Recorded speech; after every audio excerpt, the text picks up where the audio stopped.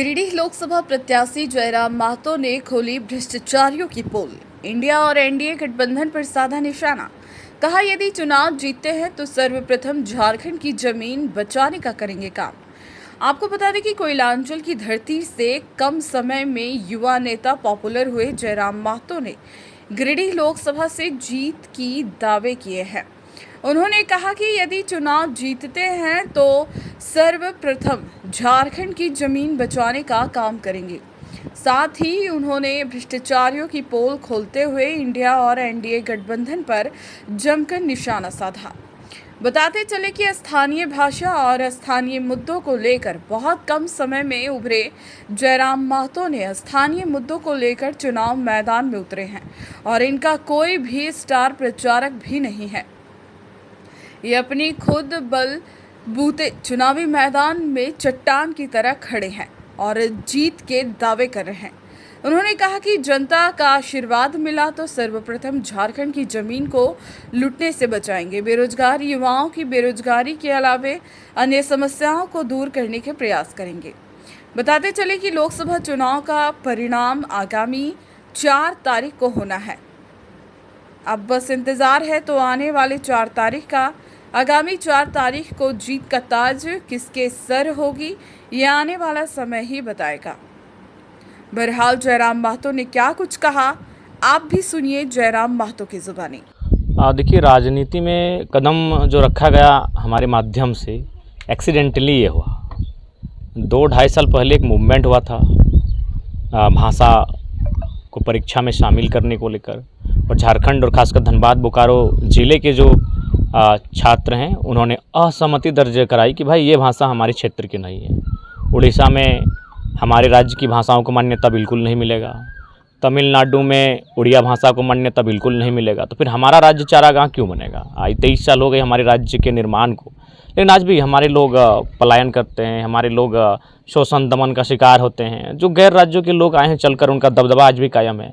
तो इसलिए एक विरोध का स्वर गूंजा कि हमें भाषा से कोई शिकायत नहीं है, भाषा का अपना सीमा नहीं, वो कहीं कोई गाय लिखे, लेकिन सवाल है कि उसे हम कानूनी मान्यता अपने ज़िले में नहीं देंगे। तो उसको लेकर एक आंदोलन हुआ, एक मूवमेंट हुआ, और मैं मीडिया के सामने आया। जब मीडिया के सामने मैंने संबोधन रखा तो हमारी बातों में झारखंड की अब तक की दुर्दशा की, चीख पीड़ाओं की तस्वीर सामने नज़र आई। तो लोगों ने सभाओं के माध्यम से मुझे निमंत्रण करने लगे, मैं यहाँ वहाँ जाने लगा, भ्रमण करने लगा। और बीते 2-2.5 साल के बाद एक मैसेज आया कि नहीं, आप जैसे नौजवानों को अब राजनीति में आना चाहिए। तो फिर हम लोगों ने डिसाइड किया कि राजनीति पॉलिटिक्स किया जाए, इलेक्ट्रल पॉलिटिक्स में कदम बढ़ाया जाए, और हम लोगों ने चुनाव लड़ने का निर्णय लिया। बाकायदा ये भी निर्णय लिया कि हम लोग लोकसभा का भी चुनाव लड़ेंगे।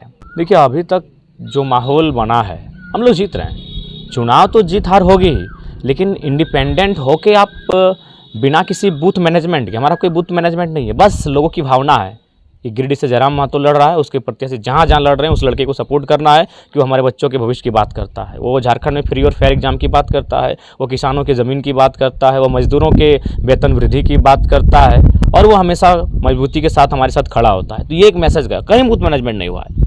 हमको लगता है कि कागज़ और कलम के अलावा कहीं हम लोग बूथ मैनेजमेंट कुछ नहीं है हम लोग का, बस एक आइडियोलॉजी है। यूट्यूब के माध्यम से, फेसबुक के माध्यम से और गांव-गांव सभाओं के माध्यम से हम लोग का बात जनता तक गया है कि हम लोग करना क्या चाहते हैं, हम लोग कहना क्या चाहते हैं। बाकी कोई बूथ मैनेजमेंट नहीं है। उसके बाद भी आज तमाम जो पॉलिटिकल लीडर हैं, इंडिया गठबंधन, एनडीए गठबंधन, वे लोग सत्ते में हैं, वे लोग समय से हैं झारखंड की राजनीति में। तो कहीं ना कहीं हम लोग मान रहे हैं कि बहुत बेहतर स्थिति में है, और गिरिडीह लोकसभा चुनाव तो फतह करेंगे ही। जो विधानसभा के चुनाव 6 महीना के बाद हैं, उनमें कहीं ना कहीं हम लोग प्रभावशाली दिखेंगे। अगर हमको भाजपा फंडिंग करती तो गिरिडीह का सीट जो उनका महत्वपूर्ण सीट है, 2004 में आखिरी बार झारखंड मुक्ति मोर्चा के झोली में गया था, उसके बाद कंटिन्यू 3 टाइम आज बीजेपी के पास है। अगर वो सीट का नुकसान होगा तो किसका नुकसान हो रहा है? तो ये केवल भ्रम की बातें हैं और केवल दिग्भ्रमित किया जा रहा है। आप अगर ग्राउंड में जाके सुनिएगा तो दोनों पक्ष कयास लगाते हैं। जेएमएम वाले कहते हैं कि बीजेपी संबंध है और बीजेपी कहते हैं जेएमएम की टीम है। तो ये इसलिए भ्रम डाला गया है कि बोल तो दिया जैसे जैसे हम लोग का कद बढ़ेगा इनकी पोल खोलेंगे। अब बिल्कुल खोलेंगे। हमने तो वही कहा जब कि इनको बुलाइए गांव में, पानी पिलाइए, फूलों की माला चढ़ाइए और सवाल कीजिए कि हमारे गांव में तमाम किसानों की एवरेज ज़मीन 3 एकड़ है, आपकी 150 एकड़ कहाँ से हो गई? इनका मुंह बंद हो जाएगा। तो इसीलिए ये सवालों के चलते, ये सुकरात को हमें याद आता है जब उसे 20 का प्याला दिया गया था, बस सवालों के चलते। तो इसलिए आज ये सवाल पसंद नहीं करते मेरे, क्योंकि मेरे सवाल इनकी प्रॉपर्टी को खोल के रख देते हैं। तो इसीलिए ये मैंने तरह तरह के भ्रम फैलाने का काम करते हैं, भ्रांतियाँ फैलाते हैं। जैसे चुनाव में कुछ लोग क्या किए थे कि मेरा और वर्तमान सांसद का एक फ़ोटो था मीडिया में, उसको निकाल के पोस्टर बना के और खासकर आदिवासी गाँव में जाके चिपका देते थे कि जयराम का और संसद के दोस्ती है। अरे भाई, आज से 5 साल 4 साल पुराना फ़ोटो है। हम गए थे एक आवेदन लेके अपने गाँव में एक ओवरब्रिज को लेकर। तो इस प्रकार से लोग बहुत गंदा प्लानिंग किया, बहुत मैंने बाकी लोग होता है ना कि अपना मेहनत से चुनाव जीतता है, और हम भी अगर जीत रहे हैं तो मेहनत कर रहे हैं। ये लोग क्या कर रहा था, साजिश कर रहा था। बताइए, मेरा फोटो कब बने गांव में चिपका दिया। पहले जान तो लीजिए हम क्यों मिले थे उनके साथ। कौन नहीं मिला होगा भाई? फुटबॉल का टूर्नामेंट हम लोग अच्छा खेलते थे, तमाम नेता वहाँ आते थे, चीफ गेस्ट बनते थे, हम लोग फाइनल जीतते थे, फोटो तो खिंचाएंगे ही। उन फोटो को निकाल के भ्रम फैलाया जा रहा है कि देखिए इनका इससे फोटो है। तो मतलब कह नहीं सकते, गिरिडीह में जो कुछ लोगों ने ऐसी निचता दिखाई है जिसको आप बयान नहीं कर सकते। क्यों ना, सबको मालूम है कि ये लड़का पॉलिटिक्स में नहीं आना चाहिए। अगर ये आएगा तो धोती खोल के रख देगा। और वही हुआ है झारखंड में। अब हर वर्ग सवाल करने लगा। अब झारखंड के बच्चे भी डरते नहीं हैं, अब डरने नहीं लगे, हम सवाल करते हैं। 8 सीटों से चुनाव लड़ रहे हैं और हमें लगता है कि हम लोग कंटेंट्स में हैं और अच्छा वोट मार्जिन रहेगा। हर एक जगह हम लोग लाख से प्लस वोट लाएंगे, तो ये बहुत बड़ी बात है। आज के डेट में 2 साल में लोगों को 15 साल 20 साल लगता है। लोग वही कह रहे हैं, वही बर्दाश्त नहीं हो रहा है कि यार ये मुखिया का चुनाव लड़ता था, हमको दिक्कत नहीं है, डायरेक्ट सांसद कैसे बनेगा, डायरेक्ट सांसद का चुनाव क्यों लड़ेगा 2 साल में? तो यही इन लोग की हालत ख़राब है कि हम लोग जीवन भर खपा देते हैं तलवा चाट के, और ये कहाँ से मैंने जंगलों से निकल कर आया है, आज जाके सीधे दिल्ली की तैयारी में है। देखिए, भले जनता पे प्रभाव पड़ेगा, लेकिन मुझे लगता है कि परिस्थितियों को अगर बदलना है, जैसे आज नो डाउट आज अगर देश की बड़ी समस्याओं में कुछ है तो बेरोज़गारी है, महंगाई है, ये बहुत बड़ी समस्याओं में है। तो अगर इन समस्याओं से निजात पाना है तो मेरा हिसाब से जो ये स्लोगन चलता आया है कि गरीबी हटाओ गरीबी हटाओ, इस स्लोगन को विराम लगाने की आवश्यकता है। गरीबी नहीं हटेगी, आप अमीरी को कंट्रोल करें। अगर आप अमीरी को कंट्रोल करने के लिए आपके पास कुछ प्लान है, यानी अमीरों को नियंत्रण रखने के लिए आपके पास कुछ प्लान है, तो काम कीजिए।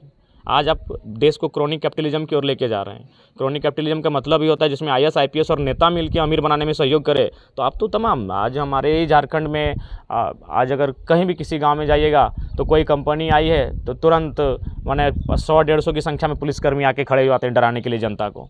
तो जाहिर सी बात है, आज आप देश को ये राजनेता क्रोनिक कैपिटलिज्म की ओर लेके जा रहे हैं और आप जनता के साथ वादा कर रहे हैं। नहीं चलेगा, गरीबी नहीं मिटेगी। आपके पास अगर कोई प्लानिंग है तो अमीरी को कंट्रोल कीजिए, इस देश को इंडिया ही रहने दीजिए, अडानी मत बनाइए। इस देश का स्पेलिंग INDI है, उसे ADANI तब में तब्दील मत कीजिए।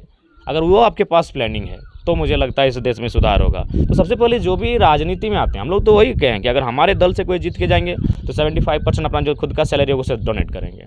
हमारे दल से अगर कोई जीत के जाएंगे तो हमने ये भी घोषणा किया है कि उनके ब्लड रिलेशन में उनका बेटा बेटी कोई चुनाव को नहीं लड़ेगा। उसके बाद हमारे चले जाने के बाद अगर कोई प्रतिभावान होगा तो देखा जाएगा।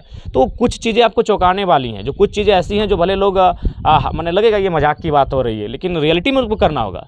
आप चंद मुट्ठी भर परिवार के हाथों में देश की संपत्ति थमा रहे हैं।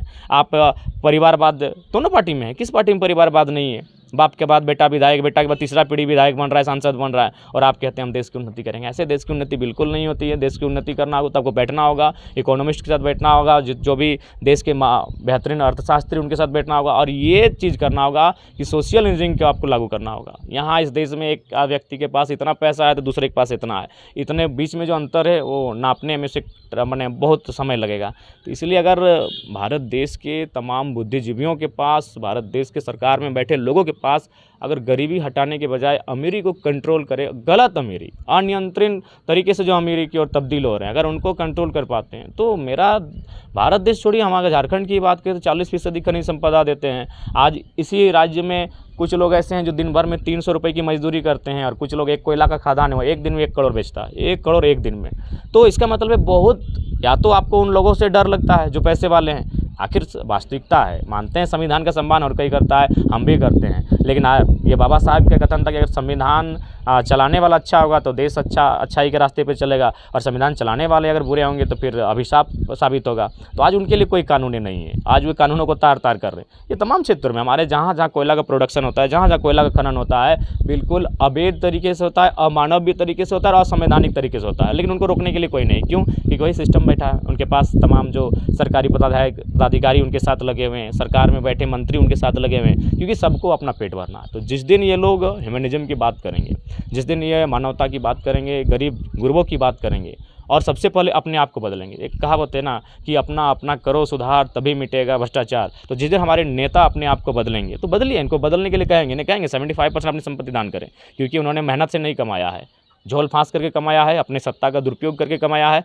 और बिल्कुल आज अगर वो आज घर में बैठ कर झाल बजाएंगे तो उनकी 10 पीढ़ी आराम से खाना खाएगी, और हमारी वर्तमान पीढ़ी कहाँ पड़ेगी, कैसा उसका फ्यूचर होगा, वो हमारे पास प्लानिंग नहीं है। तो इसलिए अगर इस देश को सुधारना है, नो डाउट ये नेताओं का देश है, चूँकि संवैधानिक देश, उसमें राजनीति का प्रथम स्थान है। ये नेताओं के देश में सबसे पहले नेताओं को सुधारना होगा, और इनका जो स्वार्थ है, इनकी जो लालच है, उस पर त्याग करना होगा। नहीं तो इसीलिए हम लोग आज लोग हमें क्यों लाइक कर रहे हैं। आज एक साधारण सा लड़का इंडिया और एनडीए के बीच खड़ा है और अभी चुनाव में जीत हासिल करने की स्थिति में खड़ा है। कोई हमारा गॉड फादर नहीं, कोई पॉलिटिकल बैकग्राउंड नहीं, बस हमारी आइडियोलॉजी। लेकिन हम लोग जीत के जाएंगे तो अपना क्षेत्र है उसके बाहर एक बित्ता ज़मीन नहीं खरीदेंगे। क्यों खरीदेंगे भाई? अगर ये नेताजी ही सारी संपत्ति खरीद लेंगे तो जनता तो मरेगी ही मरेगी।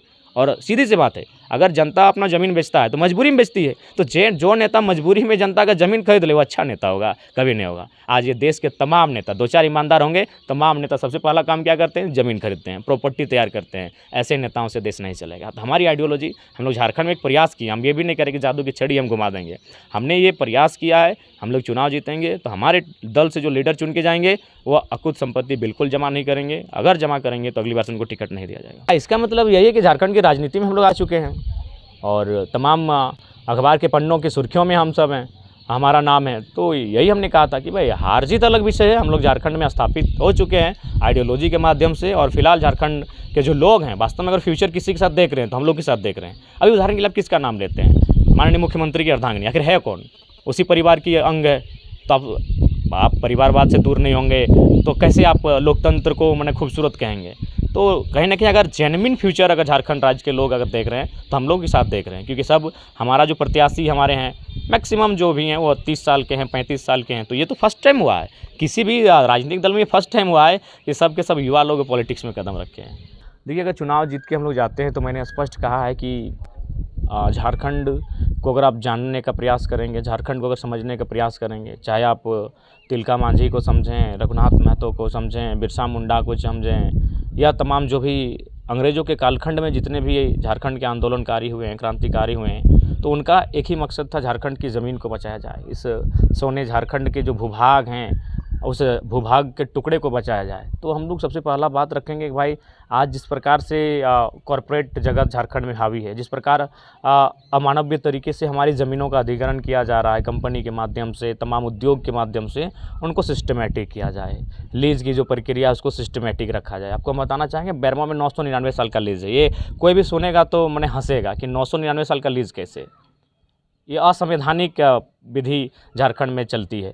तो इसीलिए जब हम लोग सदन में जाएंगे तो अपने पीड़ा से परिचित करवाएंगे। आज किस प्रकार बहुत ही सातिर तरीके से हमारी जो जीएम लैंड है, जीएम यानी जो रैयत का लैंड होता है, आज उसको सरकार अपने लैंड बैंक में तब्दील कर रही है और उनको पर्चा एमओ का पर्चा काट रही है कंपनियों के लिए। तो आज आप हमारे साथ खड़े हैं तो एक सुंदर झारखंड दिख ही रहा है। लेकिन आज अगर हमारा विषय अगर सदन में स्थान नहीं मिला तो हमें लगता है 20 साल बाद अगर इसी झारखंड को आप इंटरव्यू करने के लिए आएंगे तो शायद झारखंड उजड़ चुका होगा। तो इसलिए हमारा मानना है कि सबसे पहले झारखंड के भूभाग को, झाड़ और खंड को बचाया जाए। जो झारखंड का मतलब है, झाड़ यानी जंगल और खंड यानी भूभाग। तो इन चीज़ों को बचाने के लिए सबसे पहले संसद में आवाज़ उठेगी और उसके लिए हम लोग एक विधेयक, एक कानून बनाने की मांग करेंगे। अगर 2.5 साल से हम लोग इतना मग्न हो चुके हैं झारखंड राज्य की राजनीति में, आंदोलन में, कि अनुमान नहीं, लेकिन अनुमानित लगभग 2000 के आसपास जनसभा मैंने किया। और केवल गिरिडीह लोकसभा के अगर परिप्रेक्ष्य में देखा जाए तो 450 सभा को मैंने किया है। तो 2000 सभाएँ 2 साल में असंभव था, लेकिन कुछ तो कुदरती ताकत है हमारे पास, जो लगातार हम लोग इस राज्य का भ्रमण करते हैं, लगातार 400-500 किलोमीटर का दौरा करते हैं और लोगों तक अपने मैसेज, अपने विचारों को पहुंचाने का कार्य करते हैं। नहीं, एक्चुअली वो तो इरफान दा का एक बयान था। पहला बात है कि देखिए, इरफान दा को आज जो झारखंड की पॉलिटिक्स में युवा हैं उनको स्ट्रेट से दूर होने के लिए देखते हैं। उनके पास ना तार्किक बातें हैं, ना लहजा है, और तो इसलिए बड़ा माने युवा हैं, बिल्कुल नो डाउट इरफान को वाच करते इरफान दा को, लेकिन कहीं ना कहीं मस्ती लेने के लिए। तो उनका खुद का बयान था, वो कुछ महीने पूर्व अपने 2 विधायक, कांग्रेस के विधायकों के साथ पश्चिम बंगाल में पकड़े गए थे, जिसमें शायद 38 या 40 लाख के आसपास का 51 लाख रुपए धरे गए थे। तो जब सवाल हुआ तो कह रहे थे साड़ी खरीदने गए थे। तो जाहिर सी बात है साड़ी भी वही हम लोगों ने कहा भाई साड़ी कौन पहनता है, अगर आपके घर में कोई पहनता है आपकी अर्धांगिनी तो इतना महंगा साड़ी। तो हमने वही कहा कि अगर उससे अच्छा है कि आप इस सड़क की मरम्मती कर लेते तो बेहतर होता। तो ये कहीं ना कहीं उनका जो बयान होता है हमेशा बेतुका होता है, कोई तर्क नहीं, और बोलते हैं कि हम जनता के लिए साड़ी खरीदने गए थे। तब फिर अब मोदी जी को बोलते हैं कि नहीं आप 4 बाँट के वोट ले रहे हो, तो आप भी साड़ी बाँट के क्यों वोट लेंगे? आप सरकार में हैं, कांग्रेस पार्टी या झारखंड मुक्ति मोर्चा के साथ सरकार में है। आप ग्रेजुएशन के छात्रों को आप 5,000 प्रति माह भत्ता कहे हैं, मास्टर डिग्री के छात्रों को आप 7,000 प्रति माह बेरोजगारी भत्ता कहे हैं। तो वहाँ काम कीजिए, आप रोजगार सृजन करवाइए। भाई सरकार में आप बैठे हैं, आप साड़ी बाँट रहे हैं। तो ये था, ये बयान उनका ही बयान था, उसी बयान पर हमारा क्वेश्चन था।